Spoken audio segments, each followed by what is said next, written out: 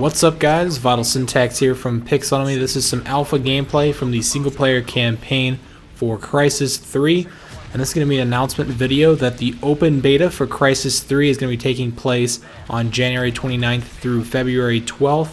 It's going to be on the Xbox 360, the PlayStation 3, as well as the PC, so all three of the current platforms. This is an open beta, so it's available to everybody that is on one of those platforms. It's completely free, and it's somewhat of a demo because the game is going to be coming out very soon, so they won't be able to implement maybe all of the changes and balances that we give feedback on, but what they're trying to do is do some last minute balancing, tweaking, polishing, and maybe some bug fixes. So to help them out, feel free to download the beta yourselves. Also get a good taste of what the multiplayer is going to be like. Keep in mind it is a multiplayer only beta. You're not going to be able to play the single player game until the game is released later in February.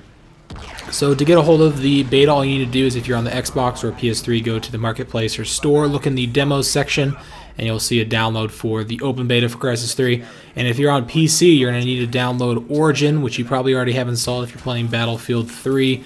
Unfortunately, this game is going to be Origin exclusive. It might show up on Steam later on like Crysis 2 did, but there's been some weird stuff with Crysis 2 as far as it was on Steam for a while, then they removed it. So I'm guessing this is going to be an EA Origin exclusive, just like we saw with Battlefield 3, which is kind of unfortunate. But anyway, I want to go over the minimum system specifications for Crysis 3 because it is kind of important. The biggest thing is that you have to have a DirectX 11 graphics card to play in the open beta. Now, they haven't confirmed that that's required for the full release game, but they did say that to play in the beta you need to have a DirectX 11 enabled graphics card. Now, you might have luck with an older generation, but that's what they're saying is required for graphics cards. They're also recommending at least running Windows Vista, saying it's not going to work on Windows XP, which is kind of a big move, but I think a move that is kind of needed. People need to start upgrading their OS.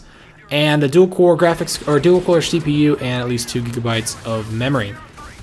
Now, if you guys want to leave any feedback on the multiplayer experience, say for example you want some of the weapons balanced in a certain way, some of the upgrades or suitabilities, as well as maybe some bug fixes or glitches that you might have found while playing in the beta, then you can go to mycrysis.com. I'll put a link in the description. Make an account, leave any information or suggestions you guys have for the developers, because they definitely need that feedback as they just have a couple more weeks before the full game is going to be released. Now, once the game does be fully released, I will be doing a lot of videos on the single player as well as the multiplayer experience. But once this beta starts on the 29th, you guys can expect some gameplay as well as tips and tutorials and things like that on playing Crysis 3. I played a lot of Crysis 2 and it was one of my favorite first-person shooters. So expect a lot from my channel as far as Crysis 3 goes. Make sure you guys go check out the beta if you guys are interested. Thanks for watching, and I'll see you guys in the next video.